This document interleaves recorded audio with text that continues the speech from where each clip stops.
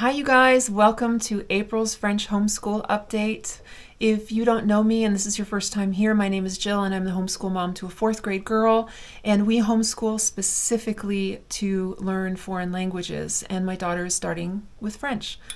Let's see, I want to talk about summer a little bit. I want to talk about this summer, future summers, and then I want to talk about high school and beyond because I'm already starting to think about, I'm really big in sticking a pin in it in the future and moving in that direction. I'm really big on that.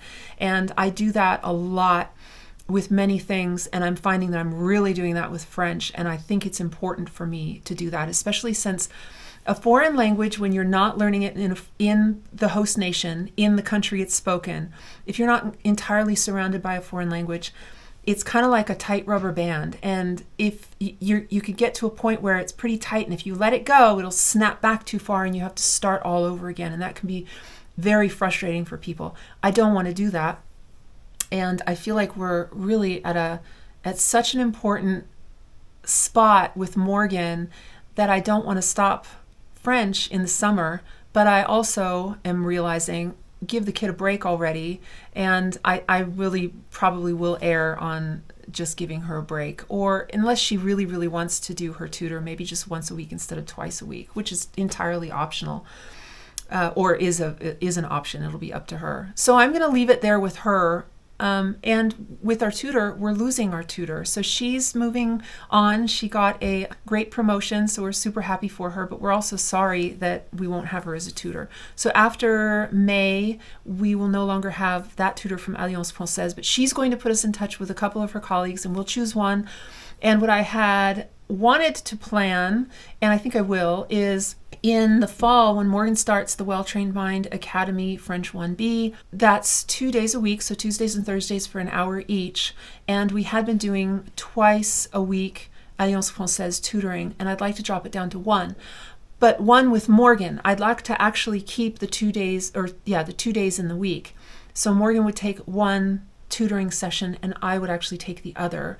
And I would really like both of ours, since she's doing the Well-Trained Mind Academy French, I'd really like the Alliance Française French to be almost nearly conversational, all conversation, all bantering back and forth without looking at anything. But I'd like to get the new tutors read on that and see what they think about. Well, I know I can do that, but I don't know how it will work with Morgan, and if there's other things that they want to do with her. I would like to err on the side of their opinion because they know what they're doing and they've taught children how to speak French, and so I'm going to rely on that. Okay, so future summers. I am already thinking about when Morgan is in her late tweens, sending her to summer school overseas, either with me or without me, probably with me at least the first time. There are a lot of summer schools in the south of France. There are many in and around Paris. They're probably everywhere, but I just was not looking at Paris. I don't know Paris that well. I think the city is just, it's a big city, and I think that Morgan could get a lot more out of going to the south of France, where I had grown up, so I'm more comfortable with it, and I know that area, and I know what to expect. My sister went to one of the schools. She went to the one in Cannes. There's one in Cannes, there's one in Nice, there's one in Antibes.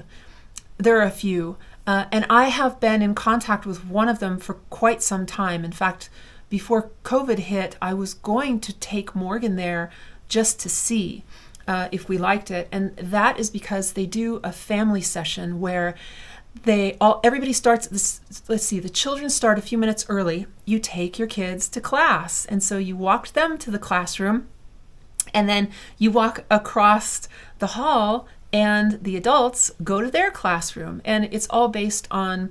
At that time, Morgan would have started from zero, but it's all based on your abilities, and so you'd be with your ability or the like speaking other students.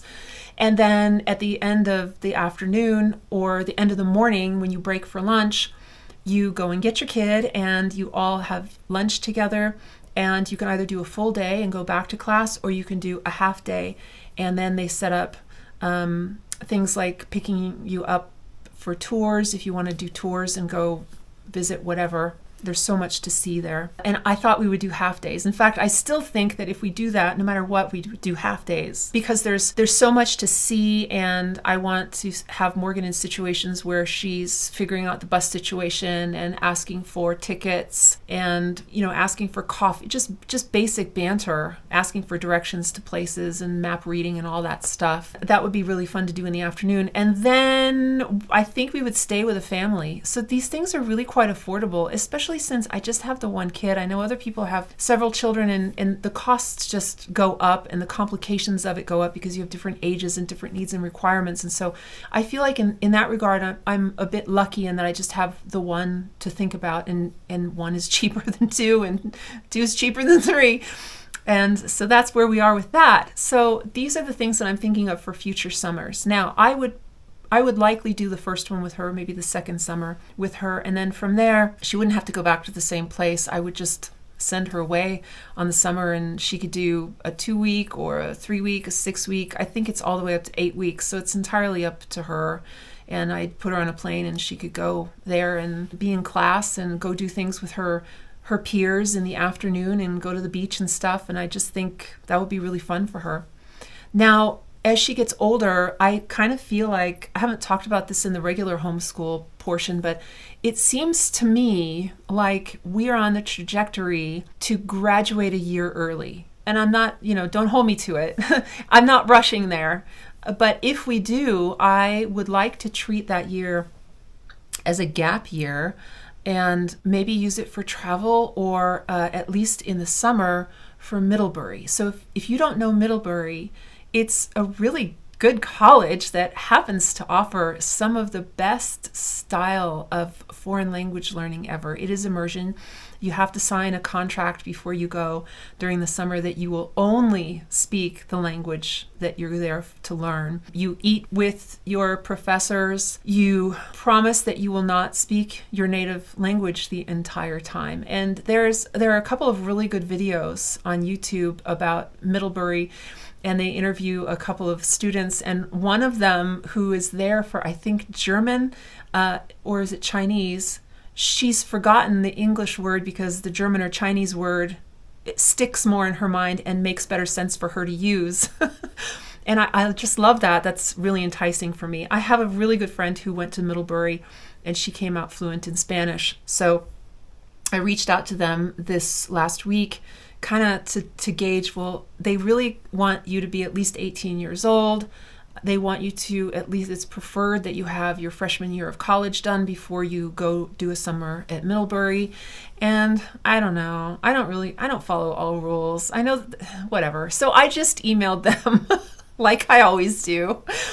And I explained the situation and said, do you ever make kind of a concession for maybe a younger kid? And here's the situation.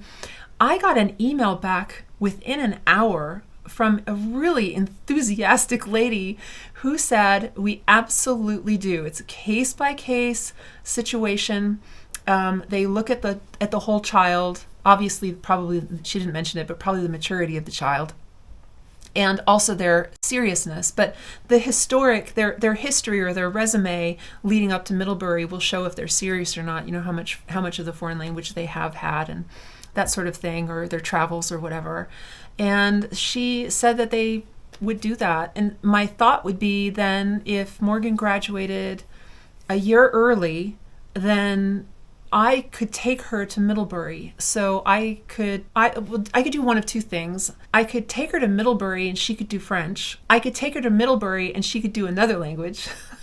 I could either do French with her, do her other language with her, or she could do her own language and I could do my own language. But I like the idea of staying at least within the vicinity for the first time. We'll see. I don't know. Things change. But if you are further along than me and you have an older kid who's really antsy and really serious about language, then a summer at Middlebury, especially when they're 17, could be an option. It's not a cheap option, but it's an option. I mean, when you do stuff like this, when you do specialty stuff, is it ever a cheap option? It never is. So these are the things that I'm thinking about that are on my mind this month and how we're proceeding. we're getting excited about World School and what that entails with backpacking across France, and if we're going to go to any other countries and what we're going to study and what we're going to see. So also I had to coordinate with the Well Trained Mind Academy, because while we're doing world schooling, we still have to go to school, to the academy. So I hadn't planned on bringing my laptop, and I was kind of disappointed and like, oh, now I've got to drag that thing around with me for a month. I wanted to go high speed, low drag, but it looks like I'm going to be high drag. But whatever we need to do, it'll be fine. We'll figure it out. We always do. I hope you're doing well in your homeschool. See you guys.